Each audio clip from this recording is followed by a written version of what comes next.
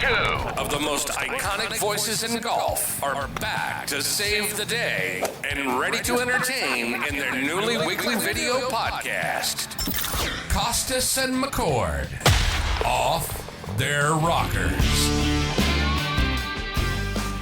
We are back with another episode of Kostis and McCord, off their rockers. Mike Abram here with you, with Peter, with Gary, on location for a US Open preview. We are here. We're in Pinehurst, North Carolina, site of the 2024 United States Open. It's a glorious day. They're prepping the course. We're going to get out on the course a little later today and show you a little bit about what Pinehurst #2 has in store. We want to thank our sponsors. We also want to thank magazinegolf.com. We're here for an inside golf event. But Peter and Gary, I haven't been to Pinehurst since 1999, right before Payne Stewart won out here. You've got the most experience here at Pinehurst. I know you've been here before too, Gary, but Peter, you shared last night with us. This was like a second home for you back in the day. It was back in the day. Yeah. We did golf schools here, interesting side note, when we came in, it was Bob Toski, Jim Flick, Davis Love, myself, and we did a bunch of golf schools here, and one of the guys who helped us set up the range and all that stuff was Hank Haney. How old was he? I don't know, 4. I don't know. He was trying to learn his craft as a teacher. That was the first time I met Hank. So yeah, I've got a lot of experience here, and the best part about it was when we were done teaching at 4 o'clock, we could go play #2 or #4 until dark. It was good times back then. Now, a couple of weeks from now, it's going to be really, really special. I love Pinehurst #2. I think it's a marvelous test of golf. We can get into what type of player I think would do well around here. We can also get into the architecture. Obviously, Donald Ross. Yeah, this is, first of all, I'm quite comfortable here in this rocking chair. Do you get the rocking chair motif? Yeah. It's very seductive here, this. Not too subtle. If I doze off, just let me know, would you please? Okay. Because I make more sense when I doze off. Yeah, I haven't been here in 25 years. I've not seen the putting green, the par 3. The last thing I remember, the range, in was there a teaching deal in the back? Yeah, they built that for us. That's where we would do our golf schools. Okay. And here's what I remember. The only thing I remember, for whatever reason, it was me, Johnny Miller, and Jerry Hurd in the back of the range, seeing if we could keep a driver in the air for 10 seconds. That's driver hitting a golf ball that's it. I can't remember anything hang time else. challenge. Huh? We're back there. We must have been back there for 3 hours. Johnny Miller won. He got it to 10 seconds. Wow. Which is a long time for keep. So that's my experience. All yours. That's it. That's all I remember. well, it's a great test. Recently in modern times, we've had 99, 2005, 2014, Payne Stewart over Phil Mickelson, Michael Campbell, a winner, as well as the last one was Martin Keimer. Yeah. Martin Keimer, he of the putter, off the green. Yeah, because he couldn't, at that point, having a tough time negotiating the bottom of his chipping motion. Well, when we go out on the golf course later, I think you're going to find out that that's not a bad play at all. No. No, if there's not a bunker in front of you. I always felt like that this was the genius of Donald Ross was his design around the greens, in the sense that I played here with my dad 100 years ago. My dad was a 15 handicapper. We both missed a green in the same place. He would take a putter, whack it up to 20 feet, 2-putt and make his score or whatever. I'm sitting there and I'm going through all kinds of iterations of what shot I can hit to try and get it close. There's the deal. And going, really? No, I'll putt it. Yeah.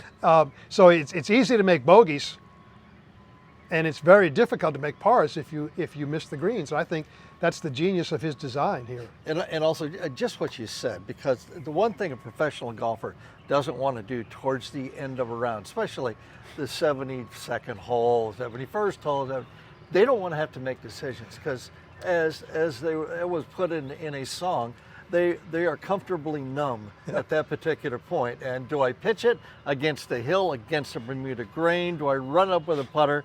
Do I flop it and have the chance of rolling it back past where I was going the other way? So all those things come into effect as you're playing a Donald Ross golf course, because the ball willingly wants to roll away from the hole and not towards the hole. Well, and I've said this forever. I've taught all of my players this mantra, that the first sign of pressure in competitive golf is poor decision making. Second sign of pressure is poor execution. Right? Yep. So architecture these days, the examination isn't about decisions as much as it's going to be here at Pinehurst, and especially in the short game area. You're going to be faced with, oh, do I do this? Do I do that? Maybe I'll try this. And if you walk in there and you're not committed to your decision, and then you haven't made the right decision, double bogeys and triple bogeys are a snap of the fingers away, right? So I'm really looking forward to this. I hope it stays dry and firm, because that's when this golf course plays its most difficult, and it's going to challenge the players not only physically but mentally as well, which I think is the examination that the USGA wants to have. Yeah, and if you want to talk about a perfect scenario, to take a look at just what you said. You look at the last two majors. You look at the PGA Championship at Valhalla, and I played there a week before the tournament, and the rough was like this right off the apron, so there was no decision making. There's nothing. The ball goes, and I was playing with a couple of guys that own the golf course. I said, why doesn't Kerry Haig take it and remove the rough down to the sides? Because we all like to hit a ball. If you're going to go for it and you got rough this deep and it's right on the fringe, we don't care.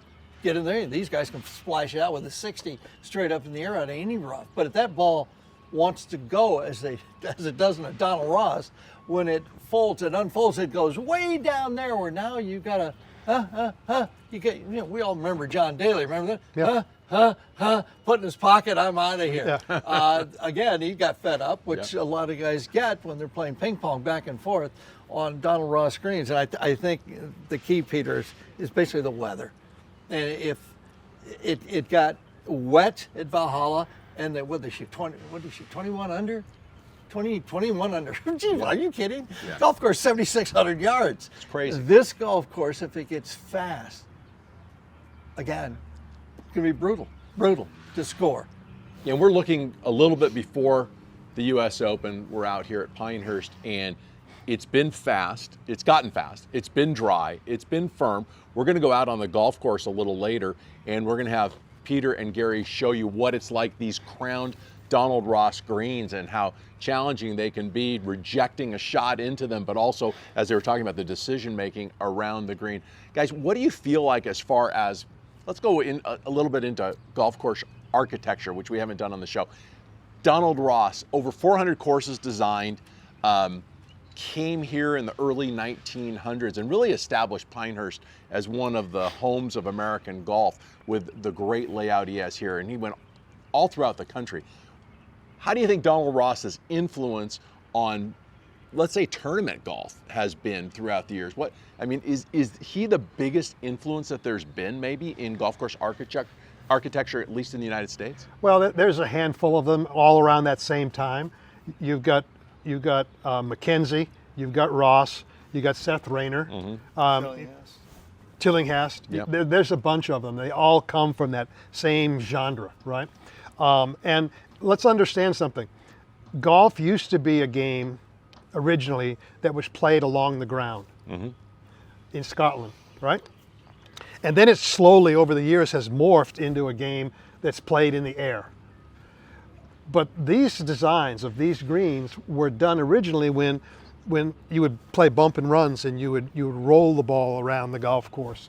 And they've stood the test of time, right? Yeah, they really have. It's brilliant. I personally think that the modern architects haven't done golf a big favor. They've made the golf courses bigger, longer, forced you to hit it more up in the air with huge bunkers guarding the front of the green, whatever. They've changed the examination of what it's like to play golf, right? And if you're going to play and you got to hit it in the air, you need distance. So I think that architecture, modern architecture, especially since the solid golf ball in 2000, 2001, it's added to the distance problem. You make a golf course longer, what is the guy going to learn to do? He's going to hit it harder. He's going to hit it farther. No question about it, right? And, I mean, we saw it again. You know, we've got this thing with the golf ball coming up with the USGA, where they're going to gear it back. But you go to Valhalla, and that golf course is 7,638 yards, I think. And they got 2 par 5s that are 600. And these guys are hitting irons on the green for their second shot. So, again, when it gets wet and long, they don't care. They love that, because when it gets wet, the fairways get wider because the ball doesn't roll out, and the greens are receptive, so they can hit a 5-iron or 6-iron, and the ball is going to check. Now here, if it's fast, it's a totally different game of golf, totally different between the two, and they're only month apart basically, the two tournaments. So it's how do you adapt? You look at Peter. You look at the 3 guys that won here. You look at Payne Stewart, U.S. Open golf course. First thing you think about is, you got to drive it straight. The rough's that high and everything else. Payne was never a guy to hit a lot of fairways. He got it all over the lot most of the time.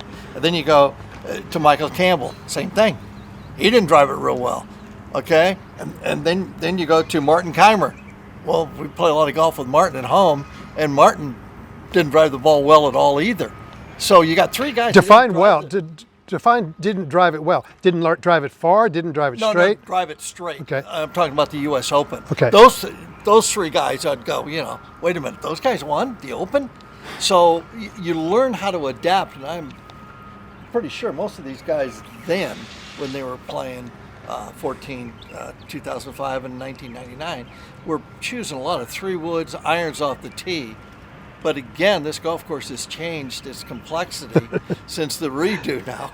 You better not hit it all flying here. It's funny because the USGA years ago came in and they told Pinehurst they needed to plant grass out to the pine trees, grow long rough so they could have a US Open. I think that was the 99 Open, right? Yep.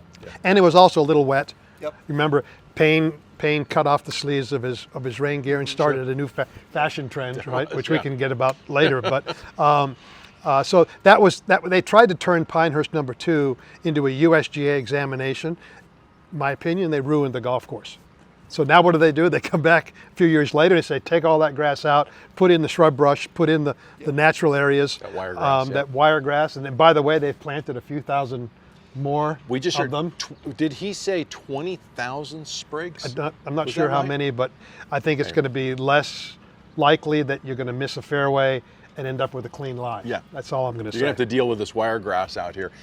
We're very far inland, but the feel for me here, there is that, obviously the old Scottish designer, Don Ross, there's the feel of Scotland, even though we're inland, because this is a sandy based It's all sandy here. loam, man. And you were talking about how well this holds up. And to have your dad, who is a 15 handicap, be able to get around and just putt the ball from off the green, have those options, but make it challenging for the best players in the world, I think is a brilliant design. That's the genius of good architecture. Mm-hmm. Make it playable for the hack or the average poor golfer, and then make it challenging for the great golfer, right? Yeah.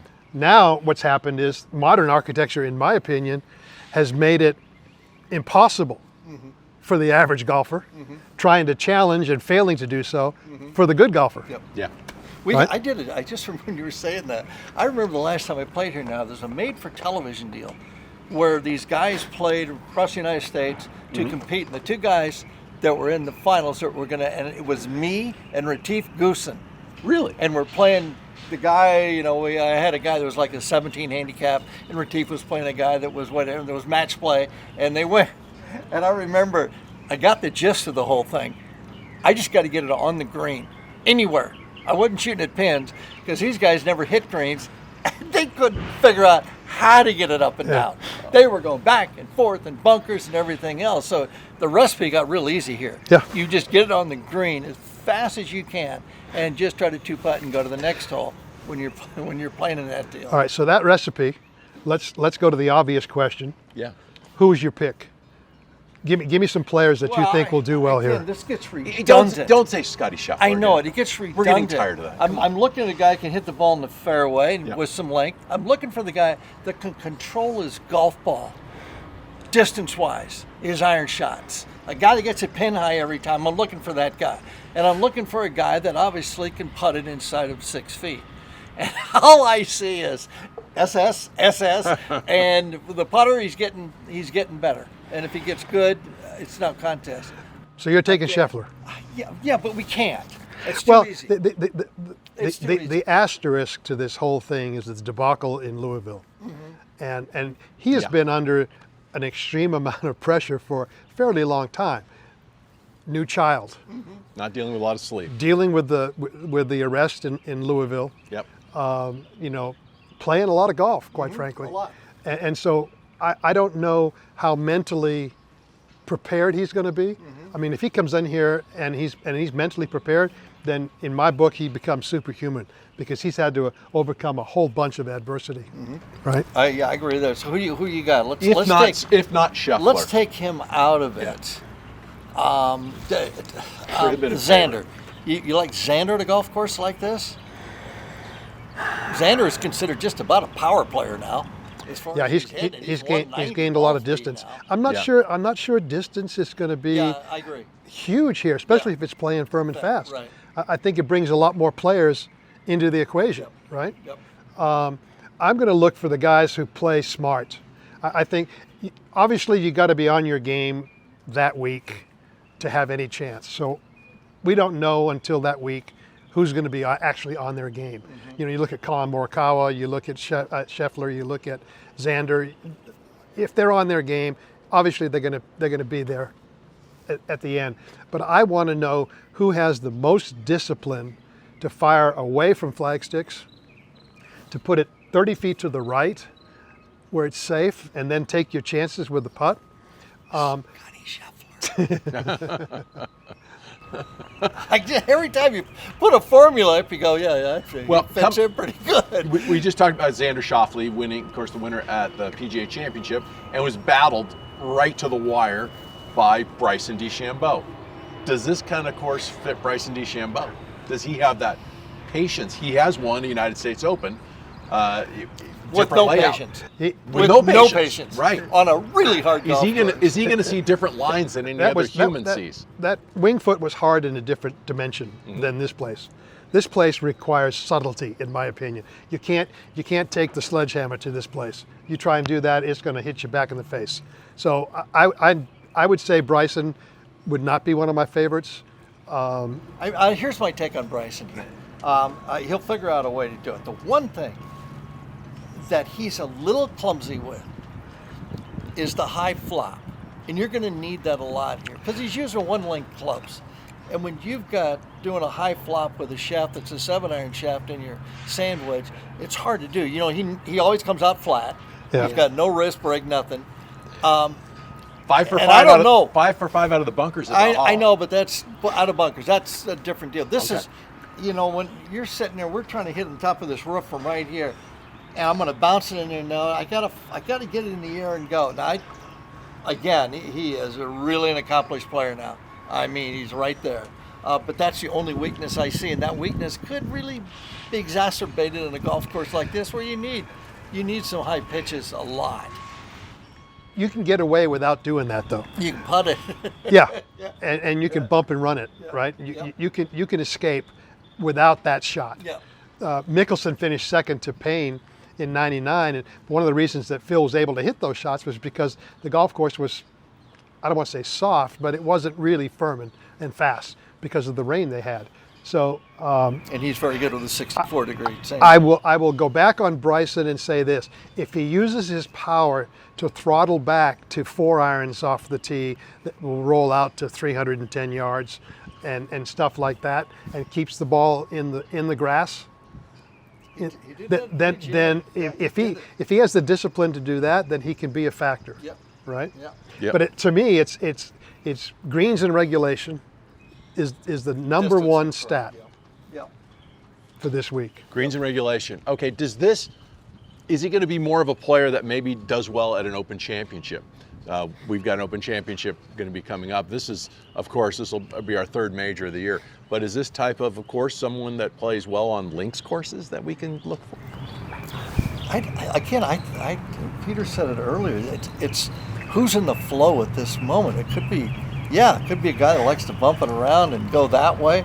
It also could be, Bryson hits the heck out of it and figures out how to, his irons are not, he's hit 6 irons, 240 yards. It's insane, right? Yeah. Well, it's crazy.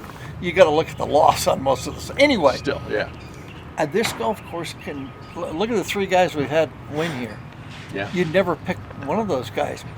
Payne, probably. Yeah. Right? Right. Okay, because he was in the flow then and everything else. But you don't know here. It doesn't really have a very clear table of contents of what to do and how to do it. Well, I think you said it earlier. If the weather stays like it is and it plays firm and fast, I think it brings the whole field in, or pretty much the whole field, right? So you could get a surprise winner here very easily. So are we going to have surprises? Are we going to have Scotty Scheffler coronation again, winning another major? We're going to go out to the course. We're going to have Peter and Gary show us what these greens are like and what the difference would be pitching the ball, flopping the ball, and putting the ball from off the green, which would be my choice, right here at Pinehurst, North Carolina. The US Open coming up. This is our preview. This is Kostis and McCord off their rockers, a golf production. Don't go away. We're going to take a quick break. We'll be right back with a little Coach Kostis and McCord joining him out on Pinehurst number 2. Kostis and McCord Off Their Rockers, a golf production, is brought to you in partnership with Golf Magazine and Golf.com. Peter Kostis and Gary McCord give their one-of-a-kind perspective featuring no filters takes, irreverent humor, and unparalleled understanding of the game. You can subscribe to Off Their Rockers for free on our YouTube channel or wherever you listen to podcasts. Kostis and McCord Off Their Rockers is made possible by the generous support of sponsors, including Foresight Sports, with the #1 launch monitor on the PGA Tour, the Quad Pro, and their amazing simulators. Kostis and McCord Off Their Rockers isn't just a copycat golf podcast. It breaks the mold, offering premium video and audio content that entertains, educates, and connects. With Peter and Gary's friends like Jim Nantz, David Faraday, and more, behind-the-scenes stories and instruction, making each episode an adventure for those who live and breathe golf. On Off Their Rockers, the future is bold, the banter is sharp, and the fairways are limitless. We hope you enjoy Kostis and McCord Off Their Rockers, a golf production. Hello, friends. It's Jim Nantz of CBS Sports, and I urge you to like and subscribe my brothers, Kostis and McCord, Off Their Rockers right now. You'll enjoy it. All right, Gary, here we are, 16th hole. 500. Yeah, it's way down there. Way down there. 536 yards. Yeah. Par Yeah. 4. Just say it. One of the longest in major championship history. Yes. Right? Yes. But I love this place. I love Pinehurst. I love this hole in particular. Even though it's a par 5 for members, it'll be played as a par 4 in the championship. And let's talk about it, because we mentioned earlier when we were sitting in our rocking chairs, the first sign of pressure is poor decision making. Yes. Second sign is poor execution. Yes. This, to me, epitomizes decision making at Pinehurst and what the players are going to be facing, right? Yes. So 536, 536. Prevailing wind this way. Yeah. You're going to be going in. If you hit it 320 off the tee, you still got 200 yards left in plus. Yeah, right? if you hit it 300, So you got 236 left. So watch this now. If you don't get it up there far enough. Stay. Not a stay. chance. Whoa. Whoa. It's going to come right back down here. Yeah, So, all day. As a player, you're back there in the fairway. That pops into your mind, correct? No question. So then what's the next thing that pops into your mind? The first thing I'm looking at, if I'm back there at 200 something, I cannot get this ball over the green. If I do, the slightest little miss on a chip, and it's going to end up back here again. In your attempt to not do that, you'll do it. God forbid you get it past there too far. Because now, while these greens are roughly going to be around 14 feet on the Stimpmeter, it's about 9 going that way, and it's about 18 going this way. That means fast going this So way. when I go up there to hit that putt, Defense, defense, defense. I'm not sure you can stop it and get it to the hole. And it's Right? 536. 536. Yeah. So Yeah. I'm going to go hit this putt. Okay. Are you gonna? Is this a putt to make it, or are you just gonna try to defend? I'm going to try and make it. You're gonna put 6 in the deal. Well, I don't know that yet. Or it could be more than that. Because I mean, if I'm standing back there, I'm gonna hit the ball down here and then try to 2-putt. If I make bogey, fine. That's not a bad score. On a green that's this small as a par 5 green, and then they make it a par 4. So he tried to make it with a much more enthusiasm they would have liked at this point, where he goes to the caddy and says, "Get my wedge." So here's the deal. While it's walking. You can be down there in 2 shots, Or you can be down there in 3 shots. yeah. But sooner or later, you're going to be down here. And that's basically this whole characteristic of Pinehurst number 2 is all these greens are basically igloos with a pin right on the top. And you go off on the sides, you go off in the front, or you roll off on the back. And it is very difficult to get the ball close pitching. This is interesting. Look who we got over here. We got John Jeffries. We got the superintendent. He's a superintendent. Yeah. This John. is welcome. Thank you, sir.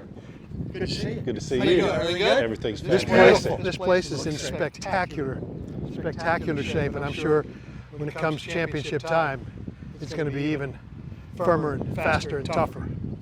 Mother Nature willing. I got a question, because we talked a little while ago, and you said something very interesting. Because 9 to 10 times out of 10, a person down here is going to take their putter and whack it up the hill. Primarily because there's no flat spot to land the ball. So you can't really judge your first bounce. And that means you can't control your distance, right? But you said something very devious to me. I've only known you a short time, but I can already tell you devious. Your quandary is to get the fringe grass just right so that it doesn't say to the player it's an automatic putt. Explain that to me. Yeah, so a lot of our work leading up to the championship is working not only on the mowing heights, but the texture of the grass and how we mow it, where somebody stands over this ball, it's not just grab the putter and let's putt. There may be a little more grass there. Do I chip? Okay, I've got my wedge in my hand now. Do I want to go back and get that putter? So there's thought. So we've induced thought with just the right conditions in these surrounds with firmness and the moisture and the height of cut, that it's not automatic. So the examination for Pinehurst number 2 is not just a physical examination. It's a decision-making, it's a mental examination as well. 100%. You know? And to me, that's the genius of Donald Ross and that whole golden age of architecture. Rayner, McKenzie, all of them. They really knew how to put decision-making. They knew how to challenge the player to pick the right shot at the right time, and if they didn't, chances were they were going to make a bad swing and hit a bad shot. A lot of the thought is not only while the ball's in the air, but what does it do when it hits the ground? Yeah. Where does it release to, and how does it is received when it hits the ground? Right. Now, most of the time, if I look at this grass, the grain of it is pretty much downhill. Is that correct? That's correct. So now that induces you to have to be pitch perfect with your contact point if you're going to chip it. Correct. I don't know how you would even think about chipping it into this grain. And if you mishit it 1/16 of an inch, you're making bogey or double bogey. Right. In essence, because these greens, excuse me, these greens are going to be, I'm guessing, 14 on Sunday. Pretty close. Yeah, and these aren't greens. Again, they're igloos. Correct. Okay, and they fall off on all corners. So 14 is stupid fast for flat. Right. This is demonic. Yeah, It is. We say our green, they're 6,800 square foot in average, but the pinnable location may be 3,000 to 2,000 square feet depending on the green. Yeah. So while they look large from a blimp or from a TV or whatever, once you get out here, you see how small they are. Yeah, well, you can look at it here. I mean, There's chronological age and there's biological age, right? There's square footage and then there's playable square footage. Correct. And playable square footage around here is a whole lot smaller than what people think it is. Exactly. Well, thank you very much for coming out and giving us some detail on this. Fantastic. Awesome. Can't wait to watch. Appreciate it. Can't wait. And good job, by the way. This thing's ready right now. Thank you. Here, I appreciate it. No. Okay, here. Watch this. Go ahead, put it up there. Because, I mean, here's what I'm, as a player, here's what I'm thinking. Okay, don't be an idiot here. Don't let it come back to you. So what's my tendency? I'm going to give it a whack because I'm going past that hole to get it there. But then you get over and you go, wait a minute, you're going to have an 8-footer down the hill? What are you going to do to this one? Well, you're going to lag it. So basically, I'm looking at bogey right here before I start. If I do anything stupid, I'm going to make double, or maybe I'll hold it. Yeah, I think the play here, if you make your Well, that's not if you that make your hard. mistake, Get him faster, John. Come on. I think you got to make your mistake short. Yes, no and question. play up the hill No all the question. way, Right. whether you're on the green or not. Yeah. Make your mistake long, and they're going to come after you. That's it. 16 here at Pinehurst number 2, a terrific golf hole. We hope you enjoyed this episode of Kostis and McCord Off Their Rockers, little US Open preview from Pinehurst, North Carolina. Thanks to Peter, thanks to Gary, thanks to Golf Magazine, golf.com. Thanks to all of you viewers and subscribers. We appreciate all the follows. We appreciate the subscriptions, the likes, and make sure to put comments down below. We love reading them and seeing them. We'll get back to you on those. And share it with your friends and hit that notification button so you don't miss an episode of Kostis and McCord Off Their Rockers. We're going to be having a little par 3 discussion coming up on a future episode from right here at Pinehurst at the beautiful Cradle, which is right behind us. Thanks for watching Kostis and McCord Off Their Rockers. We'll be back with another episode real soon.